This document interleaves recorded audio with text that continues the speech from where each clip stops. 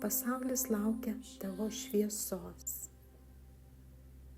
Ne ta šviesa, kurią taip stengiasi spinduliuoti į išorę, save alinant, bet šviesa, kuri šviečia iš vidaus, kai įsižiebia tavo vidinis atanoras, kai teka tavo moteriška energija, kai gyveni pagal savo gamtos dėsnius.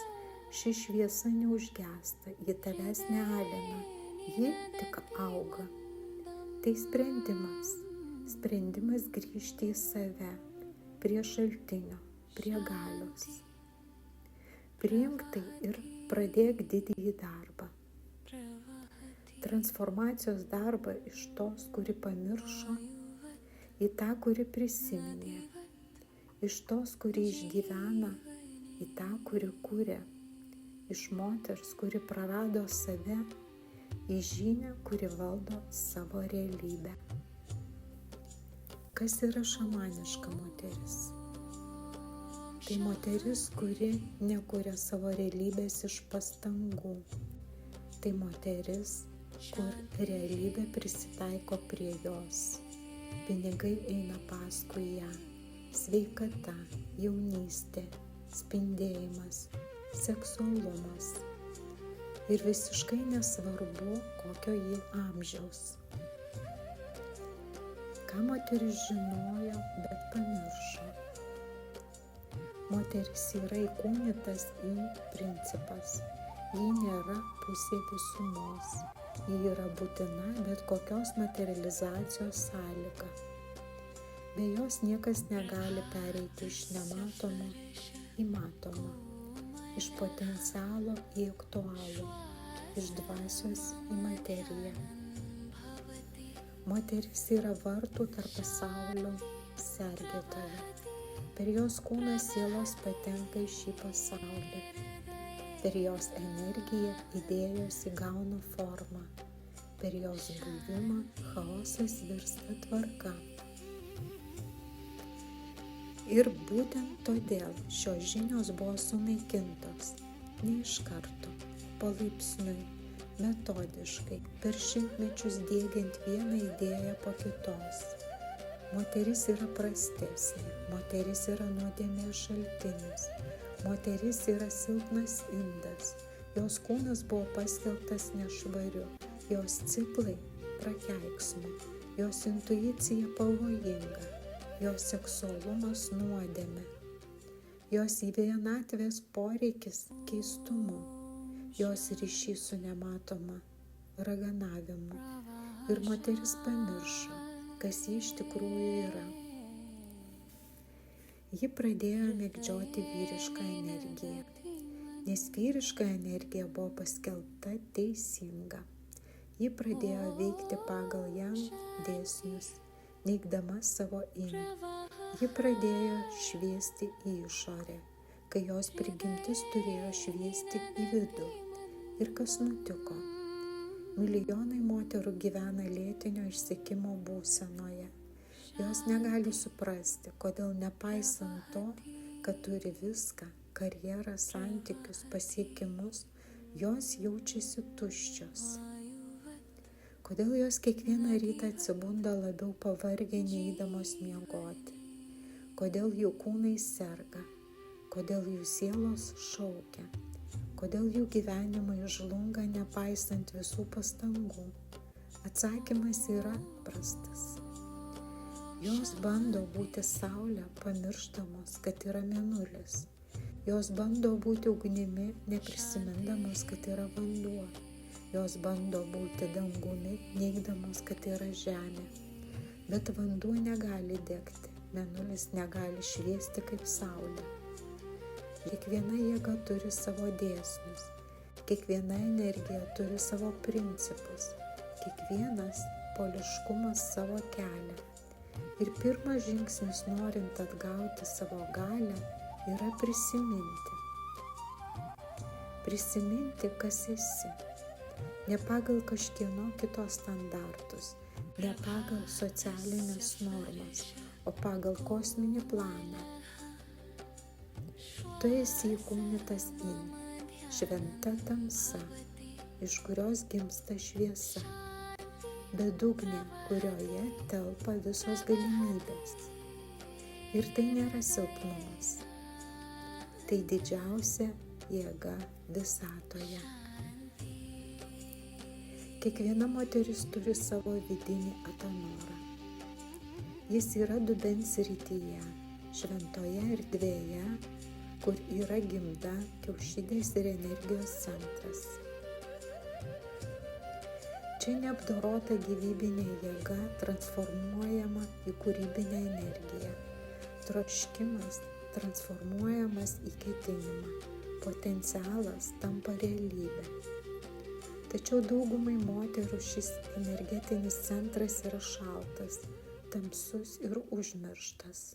Kodėl? Nes ugnis Atanorė gali degti tik tam tikromis sąlygomis. Ir pirmoji iš šių sąlygų yra ramybė, saugumas ir atsipalaidavimas. Ramybė, saugumas ir atsipalaidavimas. Ir štai kur šiuolaikinės moters paradoksas. Ji gyvena nuolatinio streso būsenoje. Jos kūnas nuo ryto iki vakaro yra kovos arba bėgimo režime. Ir ar žinote, kas vyksta fiziologinėme lygmenyje, kai kūnas patiria stresą? Antinksčiai gamina kortizolį. Šis hormonas praneša kūnui apie pavojų, mobilizuodamas visus išteklius išgyvenimui. Ir pirmas dalykas, kuris išsijungia, yra reprodukcinė sistema. Nes iš kūno perspektyvos, kai bėgate nuo tigro, vaikų turėjimas nėra prioritetas. Tačiau problema ta, kad šiuolaikinė moteris bėga ne nuo tigro. Ji bėga nuo darbų sąrašo, nuo kitų lūkesčių, nuo savo vidinio kritiko. Jos antinksčiai dirba iki išsekimo, jos reprodukcinė sistema yra miego režime, jos Atanoras šaltas ir be jo nėra alchemijos. Moteriška energija yra gyva jėga, kuri generuojama kūne, konkrečiai dubens srityje. Daosistai šią sritį vadino gyvenimo ir mirties vartais. Jie turėjo specifinių praktikų šiam centrui pažadinti. Ne abstrakčios meditacijos, o konkretus darbas su kūnu, kvėpavimas, dėmesys. Kad Atanoras iš tikrųjų veiktų, reikia pašalinti blokus, kurie blokuoja energijos tekėjimą. Moters dubens srityje kaupiama ne tik energija, bet ir emocijos, traumos, baimės, gėda. Viskas, kas jums buvo pasakyta apie jūsų kūną, viskas, ką girdėjote apie moterų seksualumą, visi tabu. Visa tai užfiksuota ten, raumenyse, ląstelių atmintyje. Norint atgauti galią, reikia fiziškai atsikratyti šių blokų. Svarbi žinia ta, kad moteris, kuri valdo savo energiją, supranta, kad ji nėra pėstininkė kažkieno kito žaidime. Ji yra savo realybės kūrėja, tačiau alchemija reikalauja nuolatinio darbo. Tai ne vienkartinis veiksmas, tai gyvenimo būdas. Negalite vieną kartą išvalyti savo čakrų ir pamiršti apie tai. Negalite vieną kartą medituoti ir tikėtis rezultatų. Negalite tik išgirsti šias žinias ir nieko nedaryti. Žinios be praktikos yra mirusios. Tai tuščia informacija, kuri nieko nekeičia. Praktika yra kasdieninis veiksmas, mažais žingsniais, paprastais, bet reguliariais. Kai moters Atanoras dega, kai jos energija teka, viskas pradeda veikti ne iš pastangų, o traukos, magnetizmo, rezonanso dėka. Tai nereiškia, kad darbas išnyksta. Tai reiškia, kad darbas tampa kitoks, ne kova, o tėkmė. Jei šiandien pradėsite praktikuoti ir nesustosite, po mėnesio pastebėsite pokyčius. Po 3 mėnesių šie pokyčiai bus akivaizdus kitiems. Po metų jūsų gyvenimas bus neatpažįstamas. Bet tik tuo atveju, jei nesustosite, tik tuo atveju, jei prisiminsite atsakomybę ne žodžiais, o darbais. Ir tai yra raktas. Moters darbas yra darbas su savo būsena, savo energija. Ir to nematyti plika akimi. Tačiau šio darbo rezultatai akivaizdus visur. Kaip atrodai, kaip su tavimi elgiasi žmonės, kas ateina į tavo gyvenimą, kas išeina. Moteris turinti savo galią nėra ta, kuri daro daugiausia.